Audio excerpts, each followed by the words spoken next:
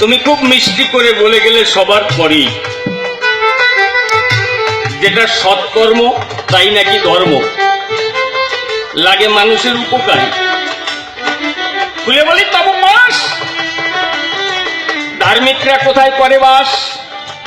হয় মসজিদে, মন্দিরে, গির্জায়, মঠে। এখানে কি অসাধুরা থাকে? সমস্ত ধার্মিকরা কোথায় থাকে? এগুলো কারা গড়ে? ধার্মিকরা গড়ে।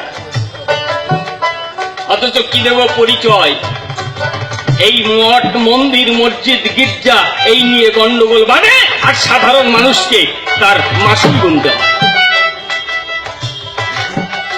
কোথায় এক মসজিদ ভাঙা হলো, সারা ভারতবর্ষে আগুন জ্বলল, পশ্চিমবঙ্গেও কারফিউ হয়েছিল, আর পূর্ববঙ্গে 4 লক্ষ মানুষের ঘর বাড়ি ছাড়া হলো, 2-3 হাজারের উপরে মায়েরা ধর্ষিতা হলো, কোটি কোটি টাকার সম্পত্তি নষ্ট হলো এক মসজিদ ভাঙার গুতোয়। আপনাদের আছে জানা ওটা রাম ছিল না শ্যাম ছিল, এদিকে আমার দরকার নাই, কিন্তু ওইটা না তৈরি হলে তো এই সমস্যা হতো না। হতো? তাহলে কি বলবো তোমার কাছে? তোমাদের এই রাম শ্যাম, আল্লাহ আর কল্লা আর তাল্লা এরাই গন্ডগোল বাঁধিয়েছে। সাধারণ মানুষ তারা এই ধর্মীয় যারা লিডার, অর্থাৎ যারা ওখানকার মহারাজ, তাদের সবার সুশ্রুড়িতে এই সমস্ত সাম্প্রদায়িক গন্ডগোল বাঁধে। তাহলে আমার কাছে বলো দেখি, এই যে ধর্মীয় সম্প্রদায়, এ দিয়ে জগতের কোনো কল্যাণ হয়েছে না? এক গুরুর শিষ্য আর এক গুরুর শিষ্যকে দেখতে পারে, একটা সম্প্রদায় আর একটা সম্প্রদায়ের ধারে বসে না। আজকে এখানে মসজিদ ভাঙছে, ওখানে মন্দির ভাঙছে। এই আফগানিস্তানে আমরা দেখেছি কতদিন আগে বৌদ্ধ মঠগুলো সব ভেঙে ফেলেছে। তাহলে এগুলো হচ্ছে, এটা তো কোনো অধার্মিকরা করেনি। এই মঠ মন্দিরে তো কোনো নাস্তিক লোক করে না। তাহলে এই আস্তিক লোকরা করে, আর তাদের সুশ্রুড়িতে হাজার হাজার লক্ষ লক্ষ মানুষ মরে। তুমি কথা দাও, তাহলে পরিষ্কার করে একটু বুঝিয়ে দাও এরা কারা। আমার কাছে বলো দেখি, তোমাদের ধর্ম ওর মধ্যে লুকাইয়ে থাকে না? সাধারণ মানুষকে বুঝিয়ে লাভ নেই। তাহলে আমি করি বর্তমানে তোমার কথা অনুযায়ী যারা মঠ মন্দিরে থাকে মূলত তারাই ধর্ম বোঝে না। কথা নাও, আগে ওইগুলোরে গিয়ে মানুষ বানাও, বুঝাও, তারপরে আমারে বুঝাও। আমাকে বুঝিয়ে লাভ নাই। তাই কি বলছে? জাতের নামে বজ্জাতিয়া জাতাজাতি সর্বত্র,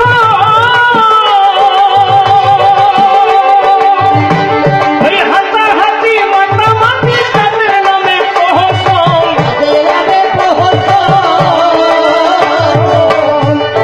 জাতের নামে বজ্জাতিয়া জাতাজাতি সর্বত্র, এই জাতাজাতি হাতাহাতি জাতের নামে প্রহসন,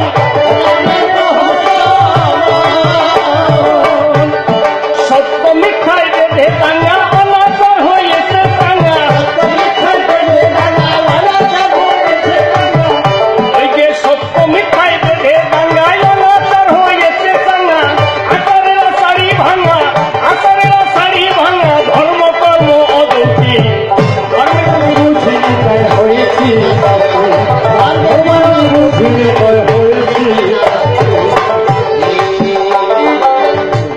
তোমার কথাগুলো ভালোই লাগলো, ধর্ম ভালো ঠিক, কিন্তু এই যে জাতাজাতি কোথা থেকে তৈরি হয়েছে? তুমি গানের মধ্যে বললে কোনজন ধনী হয়? যার কৃষ্ণ ধন থাকে হিয়ায়। শুধু ধন থাকিলেই হয় না ধনী, কৃষ্ণ ধন যার নাই হিয়ায়, কেবা ধনী কেবা গরিব বোঝা বড় দায়। তাহলে কৃষ্ণ ধন হিয়ায় থাকলে সে ধনী হয়। তোমার কথা খুলে বলি, তোমার কাছে সেই কৃষ্ণই তো এই চতুর্বর্ণ সৃষ্টি করেছে। যে বর্ণ ব্যবস্থার জন্য সারা ভারতবর্ষে আগুন জ্বলছে, মনে করুন ধারণা একটা মানুষ আর একটা মানুষের পাশে পর্যন্ত বসতে পারে। একদল সুতো পরবে, তারা সমস্ত মানুষের উপরে ছড়ি ঘোরাবে। আর এই সাধারণ খেটে খাওয়া মানুষ যারা সমস্ত কর্তব্য কর্ম করেও কোনো মান সম্মান পাবে না, তারা মন্দিরে যেতে পারবে না। আরে বাবা, আজকে তো একটা অন্যরকম। আজ থেকে 100 বছর আগে বা 500 বছর আগে রাজপথ দিয়ে এই যারা এখন এসটি এরা কোনোদিন রাজপথ দিয়ে হাঁটতে পারত না। কেন?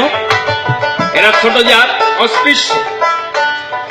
এরা পথ দিয়ে হেঁটে গেলে এদের পায়ের ধুলায় ওই পথটা অপবিত্র হয়ে যাবে, তাই পিছনে ঝাঁটা বাঁধা থাকতো, এদের গলায় ঘর ঝুলানো থাকতো। কেন? এরা যদি থুতু ফেলে তার জন্য অপবিত্র হয়ে যেতে পারে। এরা আঠুর উপরে মায়েরা কাপড় পরতে হতো, সবসময় নতজানু হয়ে চলতে হতো। কই তোমাদের কোনো ভগবানের তো চোখে পড়েনি। এই কোটি কোটি মানুষের চোখের জল কোনো ভগবান তো ঠেকাতে আসেনি। খুলে বলি তোমার ধারে, তাহলে ভগবান তোমাদের ঈশ্বর জগতে কেই কল্যাণ করতে পারে, মানুষের মধ্যে বিভেদ সৃষ্টি করতে পারে। যে বলছে আমি বর্ণ সৃষ্টি করেছি গুণ কর্ম অনুপাতে, আচ্ছা আমার কাছে বলুন দেখি, গুণ কর্ম অনুপাতে কইতে দেওয়া হয় না? একটা 9 বৎসরের ছেলেকে কইতে দিয়ে দেয়। মানুষ পুরস্কার কখন পায়? সারা জীবনের কর্মকে দেখে ভালো মন্দ বিচার করে তার শেষ জীবনে তাকে পুরস্কৃত করে। বাচ্চা জন্মালেই তারে রাষ্ট্রপতি পুরস্কার দেয় নাকি? এই যে ডক্টর উপেন্দ্রনাথ বিশ্বাস মহাশয়, উনি রাষ্ট্রপতি পুরস্কার পেয়েছে কেন? উনি সিবিআই এর এডিশনাল ছিলেন। ওনার ক্রিয়াকর্মে খুশি হয়ে রাষ্ট্রপতি পুরস্কার দিয়েছে। উনি যেদিন চাকরিতে জয়েন করেছিল সেদিন দিয়েছিল? দেয়নি। একটা মানুষের সারা জীবনের ভালো মন্দ হিসেব কখন হয়? তার কর্মজীবন শেষ করে যখন মানুষ বিচার করে মানুষটা সারা জীবন ধরে ভালো করেছে না খারাপ করেছে। অথচ বাউনরা দেখবেন প্যান্ট পরা শিখলেই অমনি পইতে দিয়ে দেবে, ওইটা সার্টিফিকেট ও ব্রাহ্মণ। তাহলে ওটা তো হওয়ার কথা ছিল মরার আগে, বুড়ো বয়সে, যে সারা জীবন তুই সতভাবে থেকেছিস কিনা তার জন্য তুই পইতে পাবি, আর নাহলে গোল্লায় যাবি। তা তো নাই।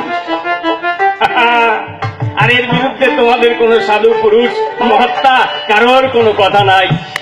তুলে বলি তোমাদের ধারে, তোমার ধারে, আর তুমি যাদের কথা গেলে আলোচনা করে, আমি যদি সবার এক একটা ইতিহাস ধরে আলোচনা করি, মনে করুন ধারণা মহাপুরুষ তো দূরের কথা, সামান্য একটা মানুষ হওয়ার উপযুক্ত এরা না। আজকে এদের জন্য আগুন জ্বলছে। বিশ্বযুদ্ধ কি করে লেগেছিল বাবা? এই ধর্মের কারণে। আজ পর্যন্ত যত সমস্যা পৃথিবীর বুকে সব ধর্মের কারণে। এই ধার্মিকরা এক একজন ধার্মিক তাদের ধর্মটাকে বড় করে বলতে চায়। খ্রিস্টানরা বলছে করব বিশ্বজয়, ইসলাম বলবে করতে করব বিশ্বজয়। আর এই হিন্দু ধর্ম যখন হয়েছিল তখন এই ধর্মগুলো ছিল না, আর যাতায়াত ব্যবস্থা এত ভালো ছিল না। এইগুলো এরা বাইরে যেতে পারতো না, এরা ঘরের মধ্যে গন্ডগোল করতো সব সময়। দেখেন না, যদি আগে যাতায়াত ব্যবস্থা ভালো থাকতো তাহলে এরা যেত। এখন যায় না, প্লেনে করে আমেরিকায় কৃষ্ণ নাম দিচ্ছে, হরিনাম দিচ্ছে। তার মানে সে সময় যেত, যাতায়াত ব্যবস্থা ভালো থাকলে যেতে পারেনি, ওই জন্য ঘরে বসে গন্ডগোল করেছে। অত সোজা জিনিস না, তাই কি বল? নামের আগে মোহাম্মদের নাম বসাইছে মিয়া ভাই,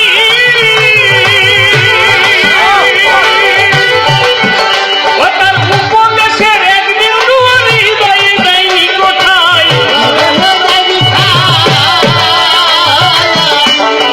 নামের আগে মোহাম্মদের নাম বসাইছে মিয়া ভাই, ও তার উপদেশের একদিন দুয়ারি দেয়নি কোথায়।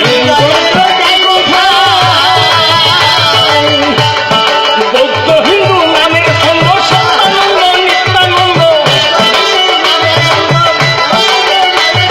বৌদ্ধ হিন্দু নামের সঙ্গ সত্যানন্দ নিত্যানন্দ। যায়নি তাদের কামের গন্ধ, যায়নি তাদের কামের গন্ধ, তারাই ধর্মের মুখ্য পথি।